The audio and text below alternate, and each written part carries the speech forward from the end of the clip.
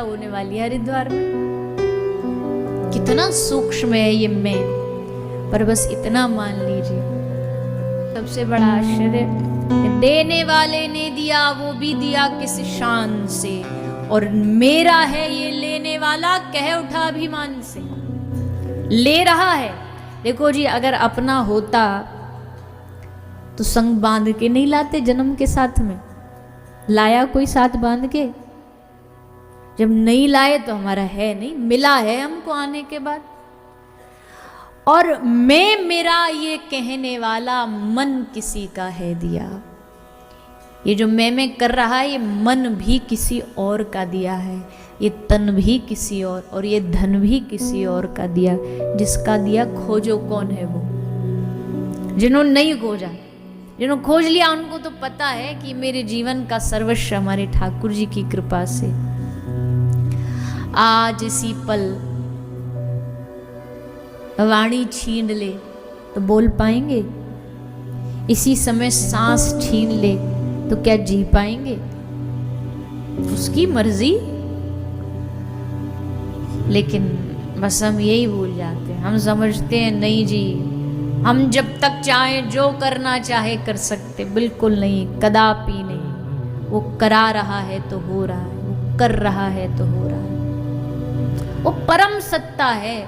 उस परम सत्ता को मत भूलो अपने अभिमान के चक्कर में। उस परम सत्ता को भूलने की गलती करके हम अपने दुखों को न्योता देते हैं। देखो जी, फैक्ट्री में घाटा या प्रॉफिट हो सेठ का होता है। मैनेजर को तो मंथली सैलरी मिलती है। घाटा भी होगा तो भी सेठ जी को सैलरी तो देनी पड़ेगी। घर का, जीवन का सेठ ठाकुर जी को बना दो और खुद बन जाओ मैनेजर, खुद बन जाओ काम करने वाले। घाटा हो तो तेरा और मुनाफा हो तो तेरा। हमको तो बस जीवन भर समय समय पर तनख्वाह मिलती रहे। तनख्वाह क्या चाहिए हमें? चहो न सुगति सुमति संपत्ति कछु, रिद्धि सिद्धि विपुल बड़ाई, हेतु रहित अनुराग राम पद, बढ़े अनुदिन अधिकाई। तनख्वाह में अपने चरणों की भक्ति दे दो बस, अपने चरणों का अनुराग दे दो, अपने चरणों का प्रेम दे दो। ये तनख्वाह बांध दो हमारी तो बस। बाकी लॉस तेरा, प्रॉफिट तेरा, जो मन चाहे वो तेरा। तो इसलिए मैं नहीं, मेरा नहीं, ये तन किसी का है दिया। जो भी मेरे पास है वो धन किसी का है दिया। सुखदेव जी ने कहा राजा परीक्षित को, हे राजन, ये मत समझना कि 7 दिन में मैं अपना कल्याण करूंगा। ये भी अभिमान ही है भाई, मैं अपना कल्याण। हम होते कौन अपना कल्याण करने? प्रभु तू कृपा कर दे जो हमारा कल्याण हो जाए। तो हमारे जीवन में इतनी भक्ति भर दे जो हमारा कल्याण हो जाए। तो सुखदेव जी ने राजा परीक्षित को ये कथा सुनाना आरंभ किया। सृष्टि प्रकरण सुनाया। ये सृष्टि जो हम बैठे हैं ये कैसे बनी? भागवत में 3 बार सृष्टि प्रकरण आता है। भगवान ने पहले तो अपने स्वरूप से विराट रूप बनाया है। ये दुनिया में जो भी कुछ दिखाई दे रहा है ये भगवान से अलग नहीं है। ये सब भगवान का ही रूप है, सब भगवान का स्वरूप है। दुनिया बनाने वाले भगवान है, दुनिया बनने वाले भगवान। दुनिया जब मिट जाएगी तो भी कहाँ जाएगी? दुनिया मिटने के बाद कहाँ जाएगी? भगवान में जाके समा जाएगी। जगत से जगदीश, और जगदीश जब प्रलय होती है तो वापस जगत जगदीश में ही जाके समा जाता, मिल जाता है। अब इसको ज्ञानी थोड़ा कह देते हैं अहम ब्रह्मोस्मि। है तो सही कि हम भगवान के अंशज हैं, पर भगवान नहीं है। अब जैसे कोई एक बोतल में गंगा जल भर लाए तो ये नहीं कहेगा कि मेरे बोतल में गंगा है। वो क्या कहता? गंगा जल है, गंगा नहीं है। तो गंगा तो बह रही है, उसका एक छोटा सा हिस्सा है, ये उसका जल है। हम भगवान के एक छोटे से हिस्से हैं, अंश हैं, पर भगवान नहीं है। पर ज्ञान मार्ग में धीरे धीरे कहते हैं, अपने आप को इस स्थिति पर पहुंचा दिया जाता है कि अहम ब्रह्मोस्मि। और भक्ति मार्ग में कहा जाता है कि हम भगवान के दास हैं। हम भगवान नहीं बन सकते कभी, हम जब भी बनेंगे भगवान के दास बनेंगे। तो भगवान ने विराट रूप बनाया, सृष्टि का प्रागट्य किया। बड़ी सुंदर भगवान ने दुनिया बनाई है, बड़ी सुंदर सृष्टि का निर्माण किया है। गंगा, यमुना, सरस्वती, पर्वत, पहाड़, नदियाँ, वृक्ष आदि, वनस्पति, ये सब भगवान के अंश हैं। भगवान के कानों से दिशाएं प्रकट हुई, भगवान के रोम से वृक्ष प्रकट हुए, भगवान की कोख से समुद्र प्रकट हुआ, भगवान के मन से चंद्रमा प्रकट हुए, मुख से ब्राह्मण प्रकट हुए, भुजा से क्षत्रिय प्रकट हुए, जांग से वैश्य, चरण से शूद्र। ये सब भगवान के द्वारा बनाई गई सृष्टि है। इसलिए सिया राम में सब जग जानी, सब भगवान से कोई अलग नहीं है। अलग जो समझता वो दुनिया में ईर्ष्या फैलाता है, वो दुनिया में भेदभाव फैलाता, धर्म के नाम पे, संप्रदाय के नाम पे, गुरुओं के नाम पे, तेरा ये गुरु मेरा वो गुरु। अरे किसी का कोई गुरु हो, पहुंचना तो वही है सबको। पर ऐसी हालत कर रखी हमने, वो दो चेला थे गुरुजी के, गुरुजी ने बंटवारा कर दिया। लड़ते थे कि हम गुरुजी की सेवा करेंगे। गुरुजी ने कहा बेटा एक पांव तू दबा ले, एक पांव तू दबा ले, लेफ्ट वाला तेरा, राइट वाला तेरा। अब दोनों पांव दबा रहे और ऐसे चेला जी कि राइट वाला तो दबा देंगे, लेफ्ट वाला बोले ये तो मेरा है ही नहीं, गुस्से में आकर के उसको पटक पटक के फेंकते जा रहे हैं। अजी भैया है तो तुम्हारा ही गुरु, चाहे सीधा दबा लो चाहे उल्टा दबा लो। पर हमारी हालत भी यही है, हमारे गुरुजी जैसे तुम्हारे तो है ही नहीं। अरे भैया सबकी अपनी मान्यता, सबकी अपने अपने, सबको प्रणाम कर दो बस। तुम्हारी नहीं मैच खाती मानसिकता, प्रणाम करके चले जाओ भैया। हमारी आपसे नहीं मिलती जुलती तो हमको सम्मान है आपका, पर हम आपके ज़्यादा आसपास नहीं रहेंगे, बस बात खत्म। भेदभाव नहीं। अपमान कर रहे हो तो ठाकुर जी का ही करोगे, भगवान का ही करोगे, अपने आराध्य का करो। तो सृष्टि प्रकरण आया, भगवान के क्षीर सागर में भगवान बैठे थे, उनके मन से ब्रह्मा जी प्रकट हुए, कमल प्रकट हुआ और कमल पर श्री ब्रह्मा जी प्रकट हुए। भगवान ने ब्रह्मा जी को आदेश दे दिया जाओ सृष्टि करो। ब्रह्मा जी बोले सृष्टि तो कर लेंगे पर प्रभु उसके लिए कुछ चाहिए, तो मटेरियल तो चाहिए, तब तो कोई भी चीज़ प्रोडक्ट बनेगा। पंच भौतिक शरीर ब्रह्मा जी कहते हैं वो तो हम बना लेंगे, चलो आकाश वायु तेज जल पृथ्वी को मिलके शरीर बनाए पांचों तत्वों से, ये तो हम बना लेंगे। पर इसके भीतर जो आत्मा है प्रभु जी वो कौन देगा, वो हमारे बस की बात नहीं। इस दुनिया में एक ही है जो आत्मा बना सकता है। चाहे विज्ञान कितनी भी तरक्की कर ले, साइंस कहीं से कहीं पहुंच जाए, सब कुछ बना लेगा। साइंस हजारों हजारों एयरप्लेन्स बना सकता है, पर साइंस एक मच्छर नहीं बना सकता, क्योंकि मच्छर में जो आत्मा है, आत्मा कोई नहीं दे सकता। रोबोट बना लेगा पर वो आत्मा नहीं डाल सकता है, क्योंकि ये आत्मा कहीं बनती नहीं है, कहीं ये भगवान के अंश से निकली। और ये आत्मा का ही सारा खेल है। ये शरीर में सबसे महत्वपूर्ण क्या है? अच्छा चलो आत्मा निकल गई तो ये शरीर की कोई वैल्यू है?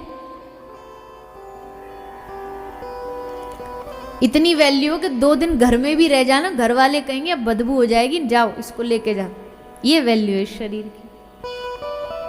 ये जो हमारा जो चल रहा है ना रुतबा, ये शरीर का नहीं है, आत्मा का। आत्मा का मतलब परमात्मा का है, हमारा नहीं है। कहीं सोचे बैठे हो हमारा जय जयकार है, हमारा नहीं है। आत्मा गई तो शरीर भी गया।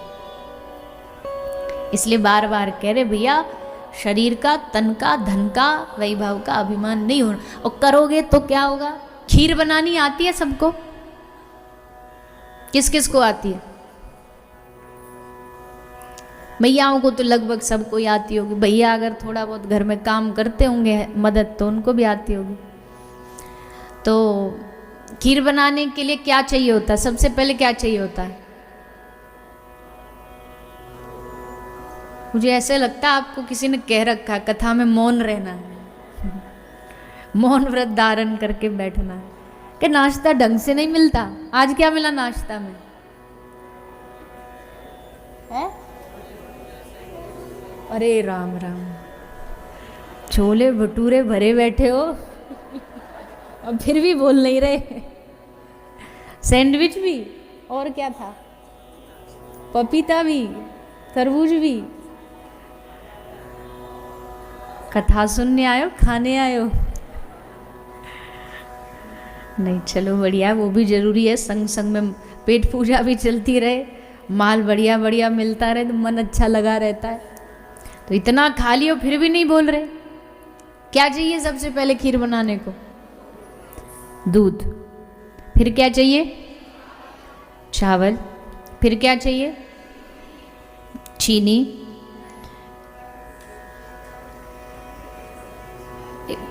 इतने में वैसे तो खीर मेरी पसंद की तो इतने में ही कंप्लीट है। वो खीर में वो सब डालने से फिर खीर रही क्या, पर लोगों को अच्छा लगता है तो उसको और अच्छा बनाने के लिए वैसे तो मेन तीनों चीज़ हो गई, दूध भी चाहिए, चीनी चाहिए, चावल, इतने में खीर बन जाएगी। पर अब उसको थोड़ा डेकोरेट करना है, बढ़िया बनाना है, तो उसमें क्या डालेंगे? है उसमें थोड़ा सा बादाम डाल दिया, थोड़ी सी किशमिश डाल दी, और थोड़ा सा अच्छा और बनाना, और क्या डालेंगे? किशमिश डालेंगे, थोड़ा सा केसर डाल दिया, और क्या डालेंगे? थोड़ा सा इलायची डाल दी, और क्या डालेंगे?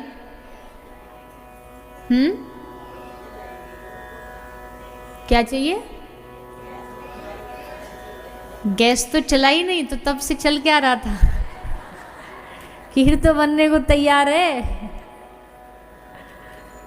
चलो अब लास्ट में गैस भी चला दी, और क्या चाहिए?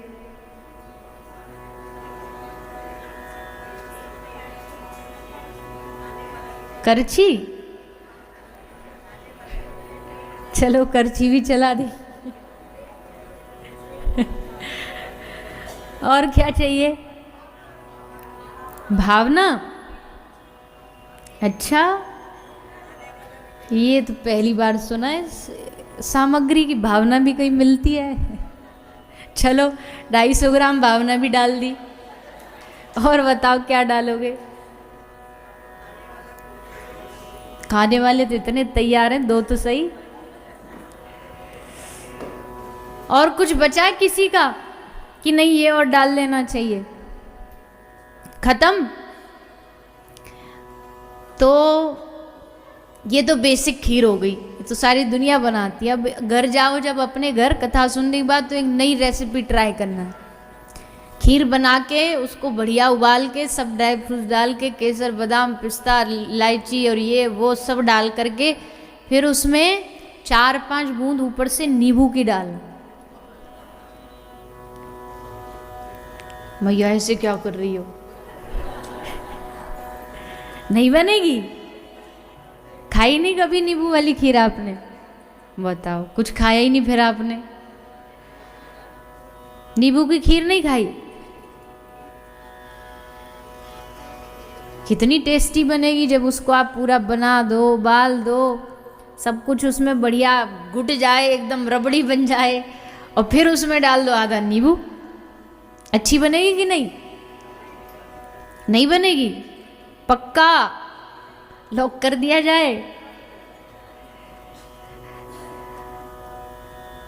आप ही ने कहा कि कितना भी खीर बनाओ, सामग्री डालो, मेहनत करो, परिश्रम करो, पर बाद में अगर उसमें आप खटास डाल दोगे, नींबू डाल दोगे, तो सारी खीर फट जाएगी, खराब हो जाएगी।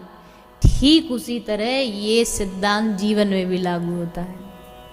आप अपने मन का पात्र, बर्तन बनाओ, कृष्ण प्रेम की अग्नि जलाओ, उसमें सत्संग रूपी दूध डालो, उसमें तीर्थ यात्रा रूपी केसर डालो, गंगा स्नान का पुण्य रूपी बादाम डालो, उसमें यज्ञ रूपी पिस्ता डालो, और सब करने के बाद उसमें अभिमान रूपी नींबू डाल दो, तो सारी की गई मेहनत पर पानी फिर जाएगा, सब मिट जाएगा, सब खराब हो जाएगा। आए हो 7 दिन कथा सुन रहे हो, गंगा स्नान कर रहे हो, तीर्थ यात्रा कर रहे हो, सेवा कर रहे हो, साधु सेवा कर रहे हो, भंडारा कर रहे हो, सब कर रहे हो, सब अच्छा अच्छा चल रहा है, और ऊपर से अंत में 7वें दिन कह दो हमने किया था, मैंने दान किया था, मैंने सेवा करी थी, तो बस वही वाली हालत है। पूरी खीर बनाओ और उसमें नींबू डाल दो। यही होता है। पुण्य तो करते हैं हम, पर पुण्य के साथ साथ पुण्यों का अभिमान भी कमाते हैं, इसलिए वो पुण्य प्राप्त नहीं होता। अभिमान पुण्य को नष्ट कर देता, मिटा देता है। इसलिए बार बार कहते भैया, सृष्टि प्रकरण में भी यही कहा कि संसार बनाया है भगवान ने, संसार चला रहा है भगवान। संसार का हर एक जीव जो है उसको जन्म दे